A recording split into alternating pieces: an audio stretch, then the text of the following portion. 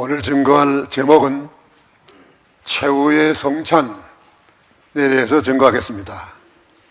오늘 말씀의 내용은 예수님께서 십자가에 못 박혀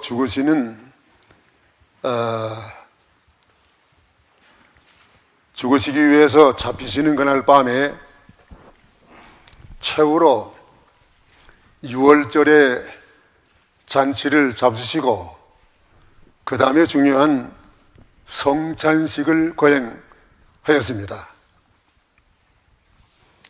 오늘 우리 교회에서는 추수감사주일로 하나님께 감사를 먼저 드리고 또한 성례주일로 지키는 날입니다. 그런 거로 시간에 우리는 하나님 앞에 먼저 받은 바 은혜를 감사하고 또 예수님께서 우리에게 마지막으로 부탁하신 이 성찬에 참여하는 은혜에 참여해야 되겠습니다. 이 감사절이 되게 되면 늘 감사에 대한 말씀만 증거했는데 오늘은 이 본면에 있는 말씀대로 최후의 성찬에 대한 것을 증거하겠습니다. 예수님께서 성찬식 어떻게 거행하셨습니까? 성찬식 거행하신 그 과정이 세 가지 과정으로 증거하셨습니다. 성찬식의 과정, 첫째 과정은 가룟 유다를 제외하신 20절에서 25절까지의 말씀입니다. 좀 읽으세요. 저물 때 예수께서 12제자와 함께 앉으셨더니 저희가 먹을 때 이르되 내가 진실로 너희에게 이르노니 너희 중에 한 사람이 나를 팔리라 하시니 저희가 심히 근심하여 각각 여짜오되 주여 내니이까 대답하여 가라사대 나와 함께 그릇에 손을 넣는 그가 나를 팔리라. 인자는 자기에게 대하여 기록된 대로 가거니와 인자를 파는 그 사람에게는 화가 있으리로다. 그 사람은 차라리 나지 아니하였다면 제게 좋을 뻔하였느니라. 예수를 파는 유다가 대답하여 가로되 랍비여 내니이까 대답하시되 네가 말하였도다 하시니라. 여기 먼저 예수님께서 12제자를 다 데리시고 만찬을 잡수셨는데 거기에는 가룟 유다도 참여해서 같이 먹었습니다. 그러나 예수님께서 성찬을 거행하시기 전에는 이렇게 가룟 유다를 참석시켰지만은 성찬식에는 가룟 유다를 제해버렸어요.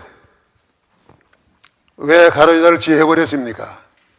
가룟 유다는 예수님의 12제자로 택하심을 받아서 3년 동안이나 예수님에게 배우고 또 사랑을 받았지만은 마지막에 예수를 팔아먹는 그런 배은 망덕자가 되기 때문에 여기 성찬에는 참여하지 못했습니다. 요한복음 13장 27절의 말씀을 보면은 그 가룟 유다 속에 사탄이가 들어갔다고 그랬습니다. 사탄이가 들어가서 가룟 유다로 하여금 예수님을 팔아먹고 또 멸망하게 한 것입니다. 그러면 왜 유다를 예수님께서 제외하셨습니까? 가룟 유다를 성찬에 참여 못하게 제외하신 그 이유가 두 가지입니다. 그 첫째 이유는 예수를 주로 믿지 않음. 여기 다른 제자들은 다 예수님을 주로 믿었습니다. 그렇지만 가룟 유다는 예수님을 주로 하지 않았습니다. 예수님께서 모든 걸 다 미리 하시고 그 잔치를 잡수시면서 너희 중에 한 사람이 나를 팔리라 했을 때 제자들이 다 근심했습니다. 주여 내니까 주여 내니까. 다 다른 제자들은 예수님을 주여 내니까 주라고 불렀습니다마는 가룟 유다만은 예수님을 이렇게 불렀다면은 주라고 하지 아니하고 납비여 내니까 했습니다. 그건 25절 다시 한번 보시오. 예수를 파는 유다가 대답하여 가로되 랍비여 네니이까 대답하시되 네가 말했도다 하시니라. 예, 또 예수님을 잡아 주기 위해서 겟세마네 동산에 갔을 때에도 49절 곧 예수께 나와 랍비여 안녕하시옵니까 하고 입을 맞추니 예, 가룟유다는 언제나 예수님을 주라 하지 아니하고 랍비라고만 했습니다. 랍비라고 하는 뜻이 무슨 뜻입니까? 랍비라는 것은 선생님이라는 뜻이요. 주라고 하는 뜻이 무슨 뜻입니까? 주는 나의 소유자요, 나의 통치자라는 뜻입니다. 예수님께서 주가 되시기 위해서 우리를 위해서 어떤 일을 하셨습니까? 로마 14장 8절 9절 우리가 살아도 주를 위하여 살고 죽어도 주를 위하여 죽나니 그러므로 사나 죽으나 우리가 주의 것이로라. 이를 위하여 그리스도께서 죽었다가 다시 살으셨으니 곧 죽은 자와 산 자의 주가 되려 하심이니라. 예, 우리의 주가 되시기 위해서 예수님께서는 십자가에 죽으시고 또한 살아나심으로 모든 사람의 주가 되셨습니다. 우리에게 예수님이 주가 되신 것은 큰 축복이요. 우리가 사탄의 권세 아래 있었는데 예수님이 주가 되심으로 이제 우리는 주의 것이요, 주님의 통치를 받는 자들입니다. 그래서 우리는 예수님을 주라고 믿을 때 구원받습니다. 사도행전 16장 31절의 말씀을 보면은 바울과 실라가 옥중에서 찬미하니까 큰 역사가 나타났습니다. 나중에 한 그 간수가 그걸 보고 내가 어떻게 해야 구원을 받으리까 했을 때 주 예수를 믿어라. 그리하면 너와 네 집이 구원을 얻으리라. 주 예수를 믿으면 구원을 얻으리라 했습니다. 예수님을 주로 믿어야 돼.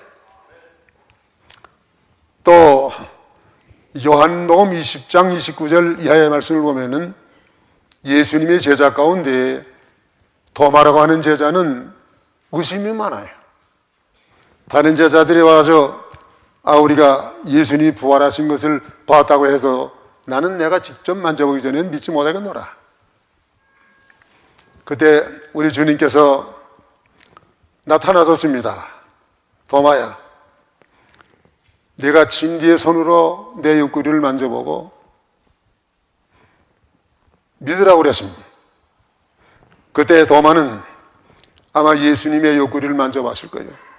만져보고 그 예수님의 옆구리에 창으로 맞으신 그 창자리를 만져보고 큰 감동을 받았어. 크게 잊혔습니다. 진실로 나의 주심이요 나의 하나님이시니이다. 예수님께서 너는 나를 본 거로 믿느냐 보지 못하고 믿는 자가 복이 있다고 하셨습니다. 오늘 우리는 예수님을 주로 믿어야 돼. 예수님을 주로 믿는 것은 내가 믿는 게 아니고 고린도전서 12장 3절의 말씀 보니까 누구든지 성령으로 아니하면 예수를 주시라 할 수 없느니라. 여러분들 다 예수님을 주님으로 믿으십니까? 예. 내가 믿은 게 아니고 성령께서 믿게 해 주신 것으로 그렇게 알고 감사해야 됩니다.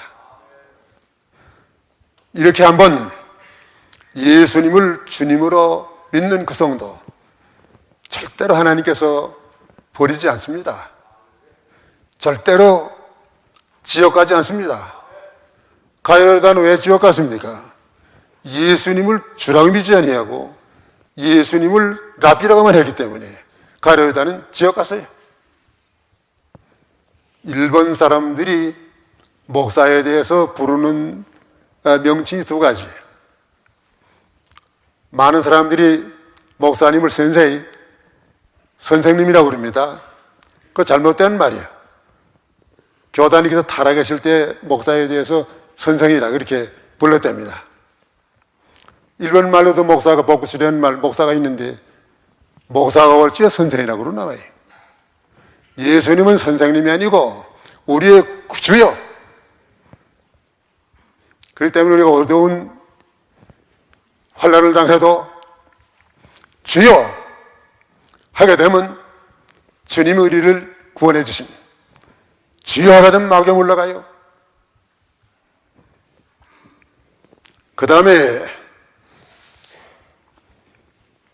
유다를 제외하신 둘째 이유, 예수보다 돈을 사랑함. 이 유다는 예수님보다 돈을 사랑하기 때문에 마리아가 예수님에게 한 300데나리온의 비싼 그 향유를 가지고 와서 예수께 부었을 때 가룟 유다는 불평했습니다. 그 많은 그 돈을 가난한 사람에게 구제했으면 좋을 건데 제가 왜 저렇게 낭비하느냐. 그것은 그 다음에 말씀 보니까 가난한 사람들을 구제하기 위함이 아니고 저는 도적이라 도적하기 위해서 그런 불평을 했다고 했습니다.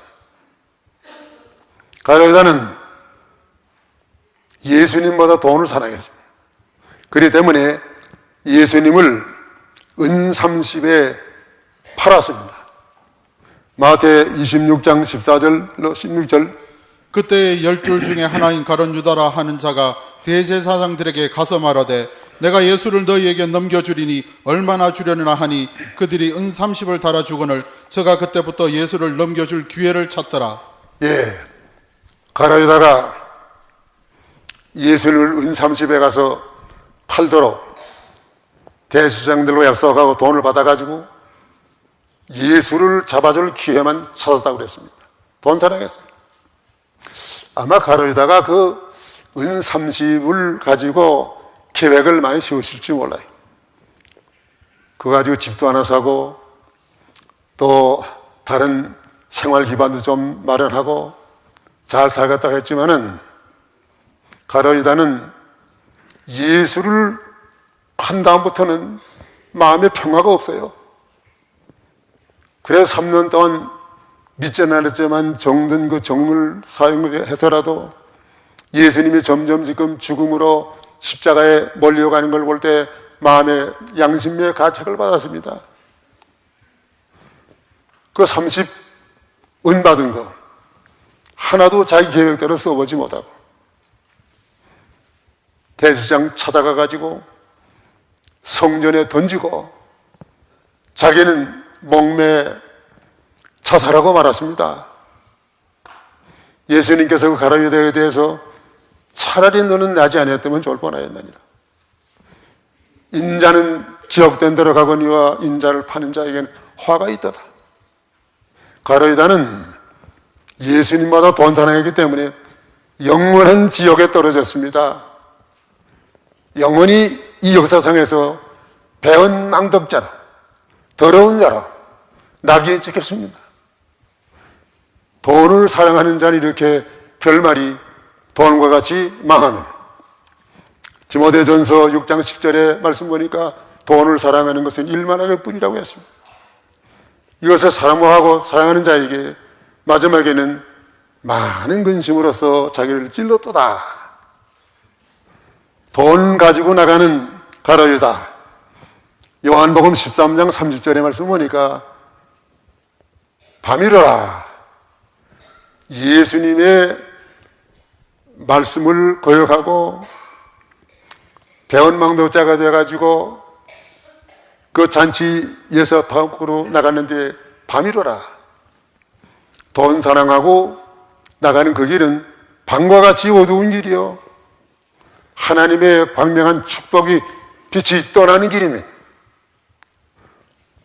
오늘 우리가 예수님을 사랑하면 세상에 우리에게 필요한 모든 돈은 다 필요한 것만 지금 따라옵니다.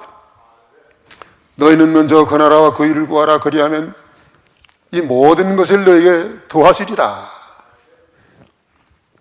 가룟 유다는 그 길을 걷지 못하고 영원히 멸망하는 자가 되었습니다. 성찬의 둘째 과정, 둘째로 성찬의 과정은 주의 몸을 나누어 주심. 26절. 저희가 먹을 때에 예수께서 떡을 가지사 축복하시고 떼어 제자들을 주시며 가라사대 받아 먹으라 이것이 내 몸이니라 하시고. 예, 가라지다는 이제 6월절 잔치만 참여식이고 성찬에서는 가려다니던 쫓겨나서요. 없어. 그때 예수님께서 여기 성찬을 행하시는데 그 남은 제자들에게 자기의 몸을 나눠 주시면서 받아 먹으라고 그랬습니다. 그 몸은 떡이 예수님의 몸을 상징하는 것이요. 예수님께서는 하늘에서 내려온 신령한 떡입니다. 요한복음 5장 49절 50절의 말씀 보면은 예수님은 생명의 떡이요. 우리의 영적인 배고픔을 갈망한 것을 못 채워주시는 생명의 떡입니다. 구약시대 이스라엘 백성들 광야에서 40년 동안 만나를 먹였는데 그 만나도 예수님이 우리를 위해서 살을 나눠 주실 그 그림자요, 예표요. 또 예수님께서 광야에서 떡 5개 가지고 5,000명을 먹였는데 그것도 예수님께서 친히 몸을 만민에게 나누어 주실 그 예표로 보여주신 것입니다. 그 예수님은 우리에게 친히 생명의 떡이 되셨습니다. 몸을 나누어 주신 방법 2가지 방법으로 나눠주었습니다. 몸을 나누어 주신 첫째 방법은 육신으로 세상에 오심. 예수님은 본래 하나님과 동등되시는 신성으로만 계셨습니다. 그런데 우리 육신을 입은 인간들이 하나님 앞에 범죄하니까 우리 인간들을 구원하시기 위해서 예수님께서 친히 육신을 입으시고 세상에 오셨는데 예수님은 신성이요 또한 완전한 인성이세요.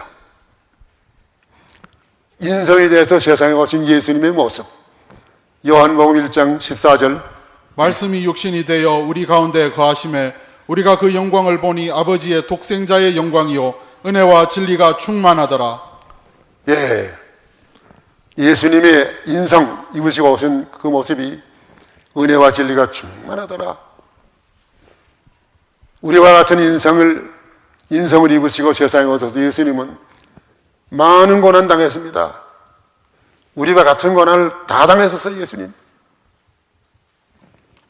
어릴 때 마구에 나섰고 피난 갔고 30세가 되도록 육체적인 그 목수에 심한 그 노동을 하셨고 또 3년 공중전도 나선 다음에도 예수님께서는 얼마나 시장하셨습니까?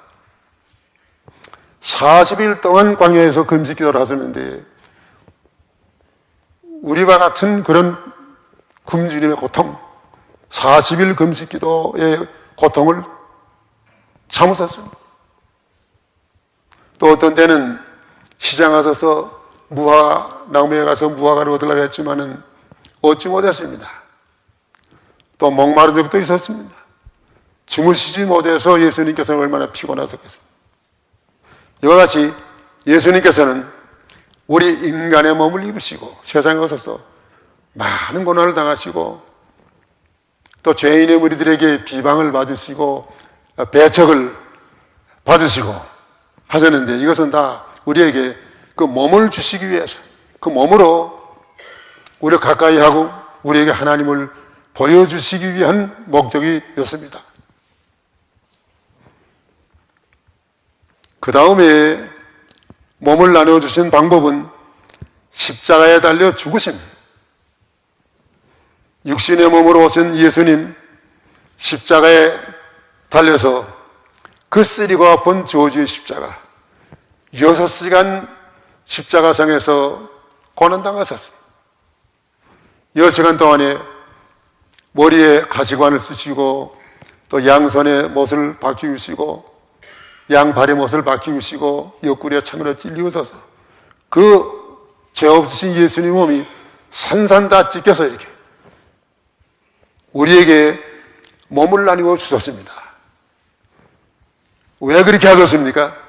베드로전서 2장 24절 친히 나무에 달려 그 몸으로 우리 죄를 담당하셨으니 이는 우리로 죄에 대하여 죽고 의에 대하여 살게 하려 하심이라. 저가 채찍에 맞음으로 너희는 나음을 얻었나니. 예, 예수님께서 친히 그 십자가의 죽으심으로 우리는 나음을 얻었다 했습니다. 내가 전에도 했지만은 하나님이 우리에게 몸을 나눠주신 이 사랑, 미련한 우리에 가르치기 위해서 하나님은 곤충 가운데는 거미가 자기 엄마의 살을 뜯어먹고 자라. 물고기 가운데는 가시고기.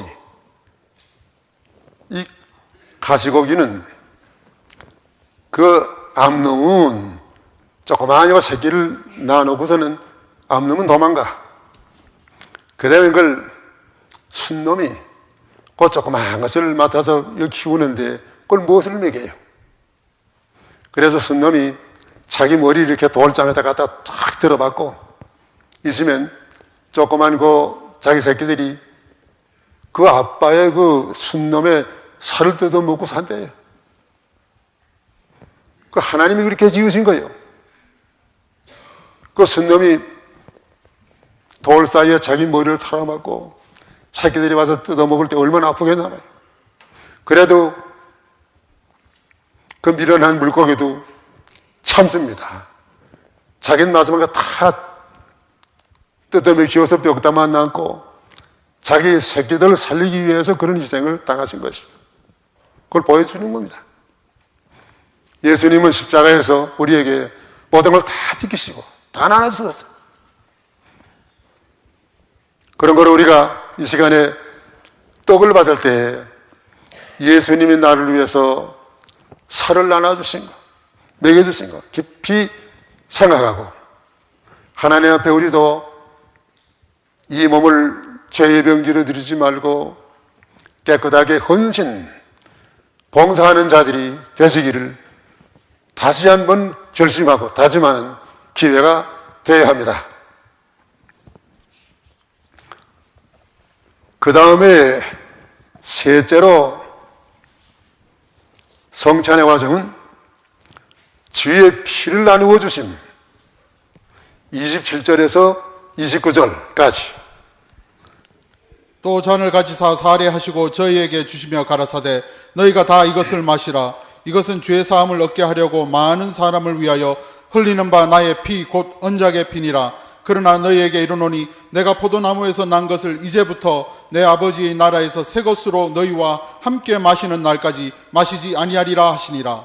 예, 마지막으로 예수님께서 잔에다가 포도즙을 제자들에게 한 잔씩 나눠주시면서 받아 먹어라. 이것은 죄 사함을 얻게 하는 나의 언약의 피니라 했습니다. 피를 나눠주었어요. 여기 예수님께서 피를 나눠주시기 위해서는 그 몸에 있던 모든 피를 한 방울도 남기지 않았습니다. 가시에 찔려서 피가 다 흐르고 또 양손에 못을 박혀서 피가 다 흐르고 또 양발에 못을 박힘으로 피가 다 흘리고 마지막에 심장 깊은 구석에 한 방울 남아있던 그 피까지 그 무지한 로마 병정이 창으로 옆구리를 찌름으로 인해서 그 피가 다 흘러내려서 하나도 없어 흘러내려고. 왜 흘러내리게 했습니까? 그 피를 우리에게 주시기 위함. 이 피는 이사야 25장 6절에 말씀 보니까 오래오래 저장되었던 포도주라 그랬습니다. 2000년 전 아브라함에게 4000년 전 아담에게 약속하신 그 언약의 피, 예수님께서 십자가에서 우리를 위해서 다 흘려주었습니다. 오늘 우리는 그것을 기념하는 이 잔을 받아야 됩니다. 피를 나눠주신 목적이 어디에 있습니까? 왜 이런 피를 나눠줬습니까? 첫째 목적은 피로 죄의 사함을 얻게 함. 피는 죄의 사함을 얻게 하는 겁니다. 우리 인간 하나님 앞에 다 죄인입니다. 씻을 수가 없는 죄. 예레미야 2장 22절의 말씀 보니까 비누로도 씻을 수 없고 잿물로도 씻을 수 없는 죄. 이와 같은 죄로 인해서 다 우리가 멸망받을 자들인데 이 죄를 예수님께서 피 흘려서 다 씻어주었습니다. 구약시대의 소나 양의 피는 예수님의 피 흘리심을 예표하는 것이고 그것들이 죄 사함을 우리에게 주지 못했습니다. 예수님의 피, 히브리 9장 22절 율법을 쫓아 거의 모든 물건이 피로써 정결케 되나니 피 흘림이 없은즉 사함이 없느니라. 예, 우리는 예수님의 피를 믿습니다. 나우에서 피 흘려주신 걸 믿습니다. 예수님이 나우에서 흘리신 십자가의 피를 믿는 여러분들, 과거에 어떤 죄를 졌든지 다 사함받은 줄로 믿으시기 바랍니다. 어떤 죄를 졌든지 하나님께서는 도말하시고 기억지 않으십니다.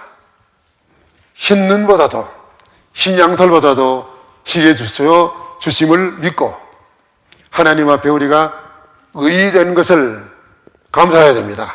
깨끗하게 살아야 됩니다. 그 다음에는 피를 나눠주신 둘째 목적, 피로 영생함을 얻게 함. 피는 생명이요. 그래서 우리 몸에서 피가 다 흘리면 죽습니다. 예수님께서 우리의 피를 나눠주신 거, 생명을 주신 거예요. 피는 생명이기 때문에 성경의 피를 먹지 말라고 했습니다. 요한복음 6장 54절 내 살을 먹고 내 피를 마시는 자는 영생을 가졌고 마지막 날에 내가 그를 다시 살리리니. 예, 내 피를 마시는 자는 영생을 얻었고 그랬습니다. 영생 벌써 얻었습니다. 영생은 부활하신 예수님의 생명, 그 생명이 믿는 자에게 와 있어요 벌써. 그 중생한 영혼입니다. 한 번 중생한 영혼 절대로 죽지 않습니다. 우리가 죽는 날 육신은 흙으로 내려가지만은 영혼은 직접 하나님 나라로 들어감.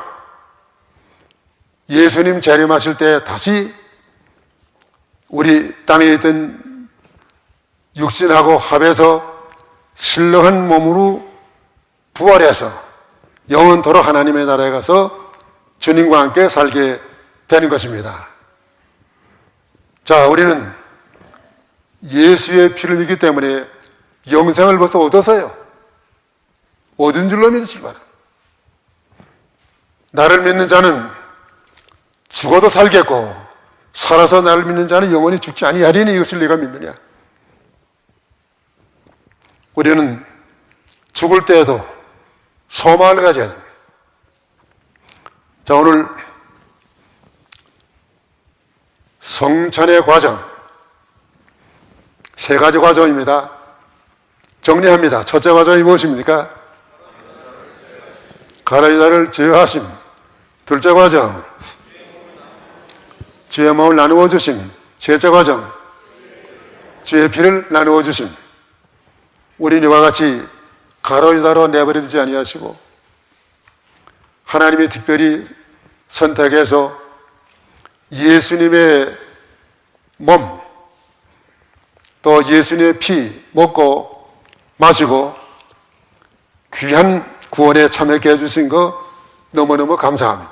마지막으로 이제 요한복음 6장 53절 55절 예수께서 이르시되 내가 진실로 진실로 너희에게 이르노니 인자의 살을 먹지 아니하고 인자의 피를 마시지 아니하면 너희 속에 생명이 없느니라. 내 살은 참된 양식이요 내 피는 참된 음료로다.